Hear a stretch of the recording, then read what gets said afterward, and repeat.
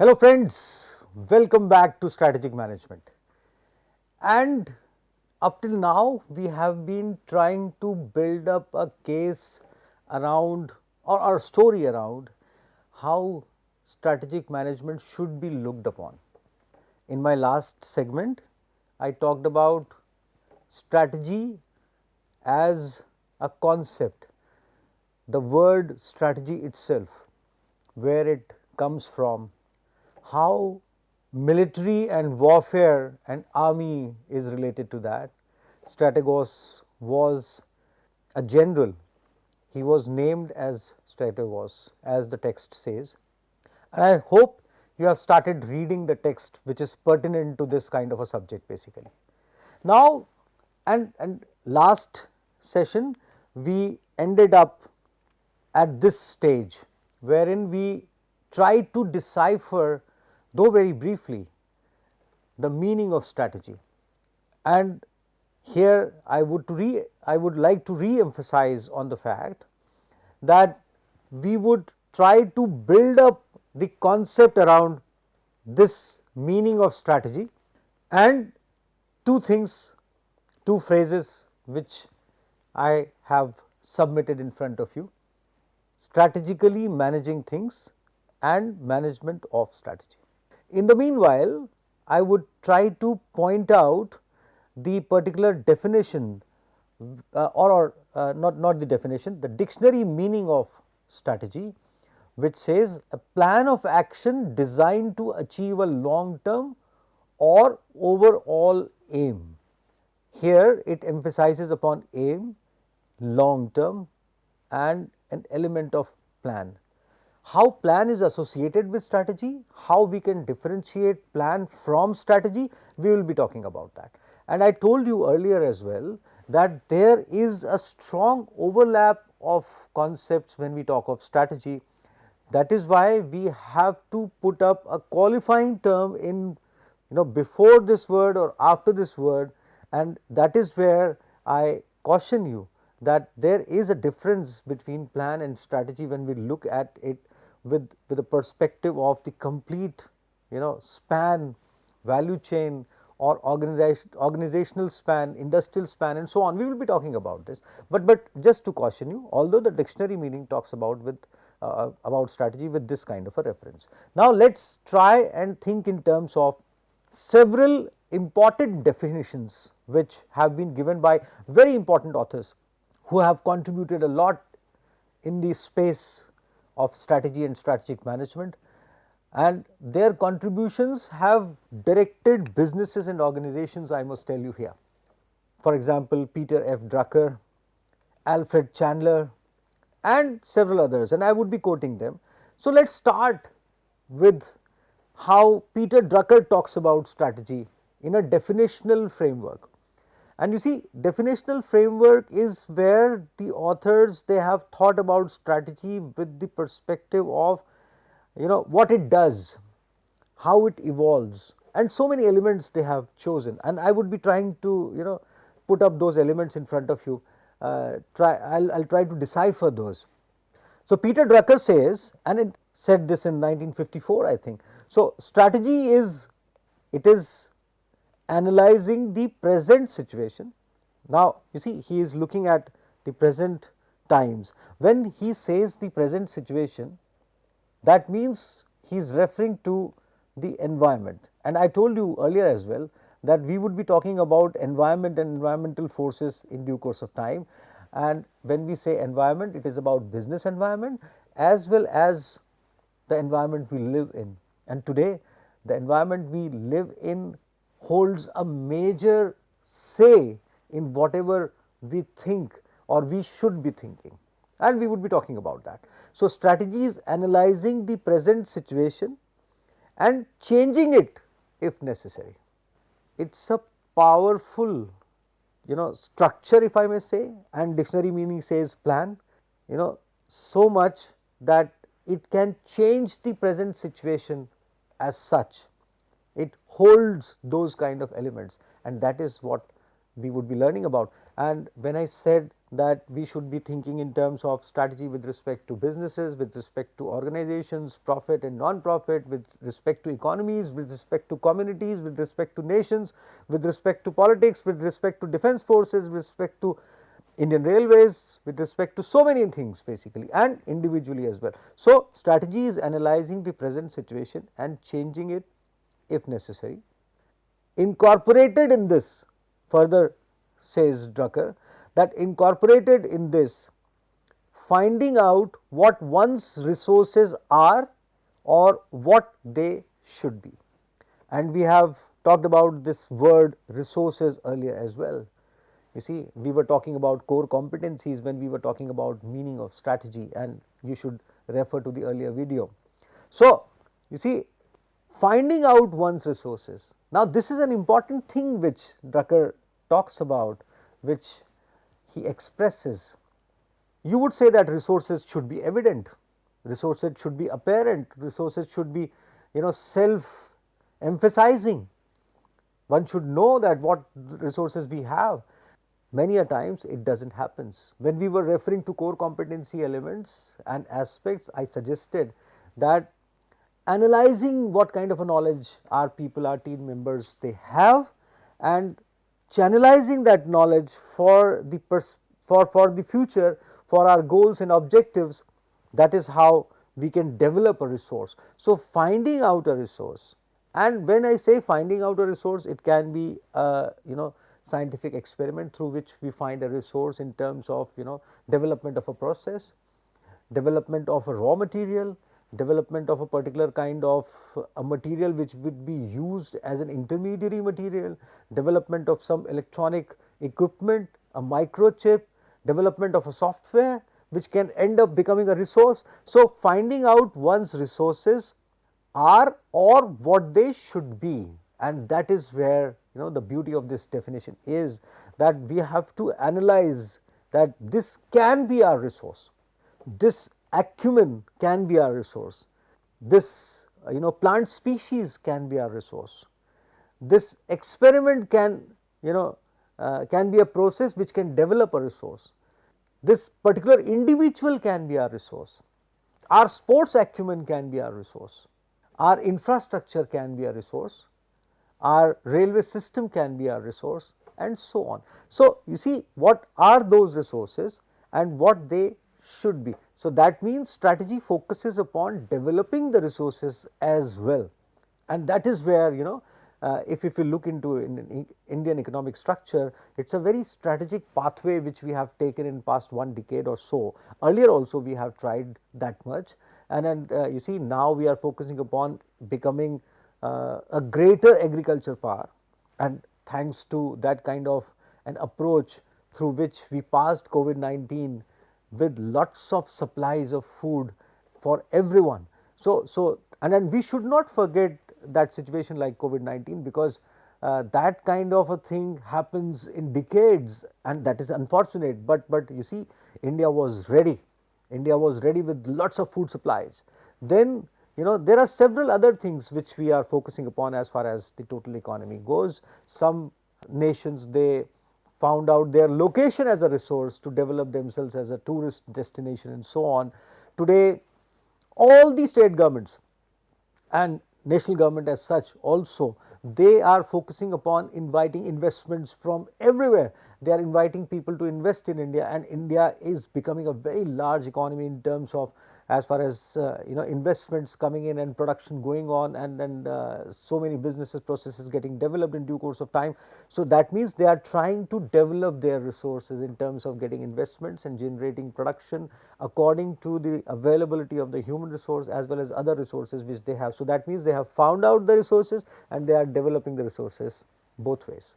So, we can talk about such a definition for at length, but it would be better that we should be using this definitional framework for developing our understanding in future. Now, let us see what Alfred Chandler talks about, and these are big contributors. 1962, he says that strategy is the determinator of the basic long term goals. You see, all the thinkers, they have emphasized upon long term perspective.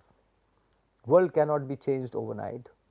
and there are so many things which require suitable kind of a time for getting evolved themselves and bringing in changes in due course of time. For example, when we started developing our education system with the perspective of computer science and IT and the contemporary education system which we have come up to, the national education policy which we have right now, this system got evolved in due course of time, and it is bearing fruits, and it will get us different kinds of fruits in due course of time.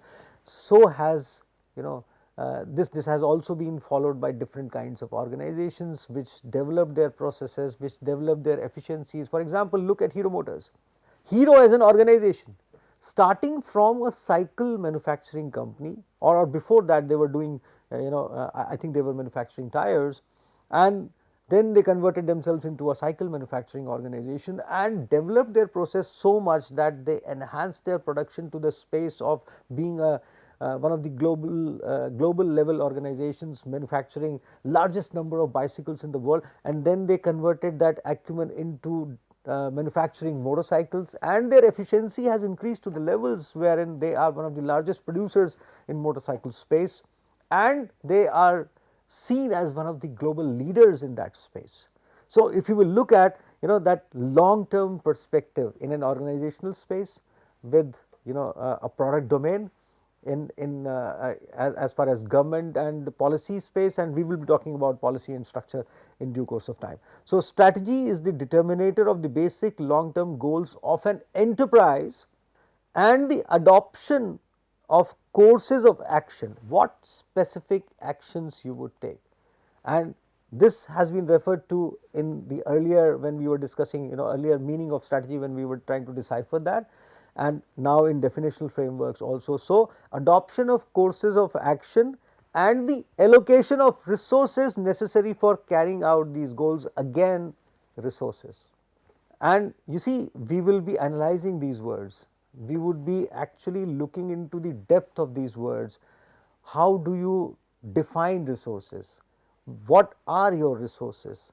And how you utilize those resources for developing core competency all around. This would be beautiful basically, but here up till then just focus upon these key terms like long term goals, resources, which are repeatedly being used by thinkers with a different kind of a perspective. And here I wish to suggest that all these thinkers were looking at things from different perspectives through their different domain expertise, through different kinds of experiences, but they were reaching to the similar kind of a thought process. That is very important for us to analyze. And when I say this, please keep looking into Indian text, ancient text, or let us say some not so ancient text, and you would realize that several Indian thinkers, great thinkers, who have focused upon developing Indian resources and India as an economy and Indian organizations, Hero as a group I just named, and there are several other organizations. Amul is there, LIC is there, Patanjali is there, and SBI is there, Indian Railways is there, and several great organizations are there, and if we should be proud of such organizations. And these organizations, they have been actually driven by the thought process of Indian thinkers and people who have driven these kind of things. Indian space program, and there are documentaries and series on several kinds of portals now available on the greatness of those people who drove Indian space program, Dr. Vikram Sarabhai and Dr. Homi J. Bhabha, and so many great people who actually thought of these kind of things in due course of time in this land of Mahatma Gandhi, our own Bapu. So, and then another definition, and you see, Igor Ansoff was also a wonderful contributor in the field of strategy and strategic management, and he has given so many principles to be adapted in due course of time, and I would be referring to Peter Drucker, Alfred Chandler, Igor Ansoff continuously, along with several Indian thinkers and authors, which I would be putting up in front of you through different kinds of resources. And please do keep finding about such kind of thinkers yourself as well. So, Igor Ansoff says that strategy is a rule for making decisions determined by product / market scope, growth vector, competitive advantage and synergy. We used a word called integration and coordination earlier. Here comes synergy. And then competitive advantage we talked about through core competencies. Growth vector we talked about earlier as well, wherein every organization wants the growth due course of time, wherein we talked about SBI and Indian Railways, and we talked about several kinds of organizations, Amul as such. And then there are several, you see, these are famous examples, so I use these examples often, but you would find such examples everywhere. You would have some enterprise in your city, in your town, which is running there for 100 plus years, probably a retail shop. Let us say they are trading in cloths and they are cloth merchant and they are doing it effectively for n number of years.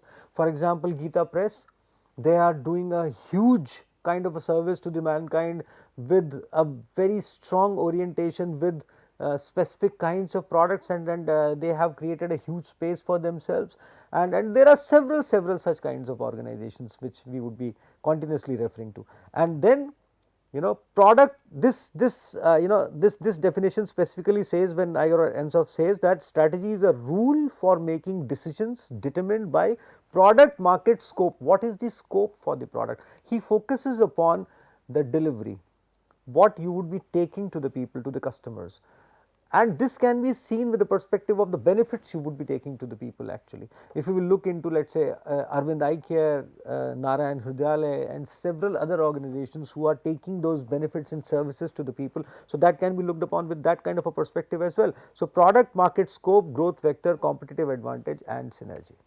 Then Mintzberg in 1979 talks about strategy is a mediating force.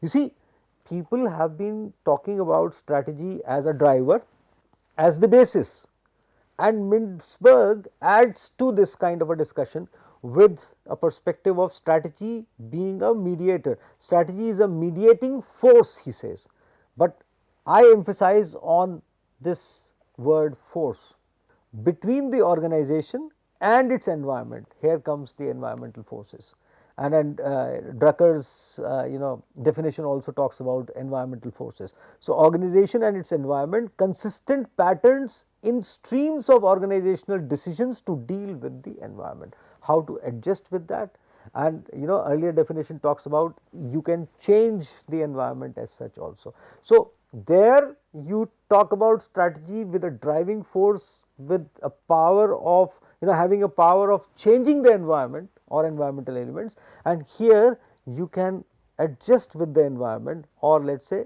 create a parity with the environment, and so on. And we will be talking about, I would be talking about environment, strategy and structure, wherein I would be using similar kinds of examples to decipher and demonstrate that many a times you adjust with the environmental forces, many a times you reshape the environmental forces, and many a times structure becomes dominant, and many a times strategy becomes dominant, and so on. So, we will be talking about that as well.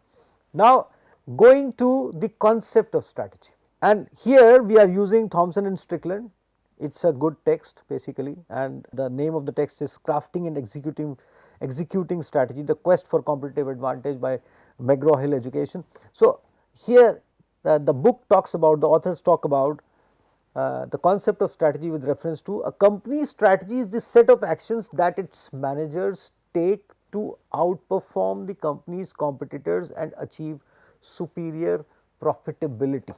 Here mark this word profitability, it is not referring to the absolute profits, so to say, profitability. That means the application of or usage of resources with rationality to maximize the gains for all the members of the value chain. That is this word profitability actually implies, and we will be talking about this, how it happens. So, and again it is talking about competitive advantage, outperform the company's competitors. But the most important element which the concept puts up here and the book talks about is the set of actions. What specific action points would you choose? Would you be choosing operational excellence? Would you be choosing manufacturing excellence? Would you be choosing manufacturing methods? Would you be choosing software in association with that? Would you be choosing AI in association with that?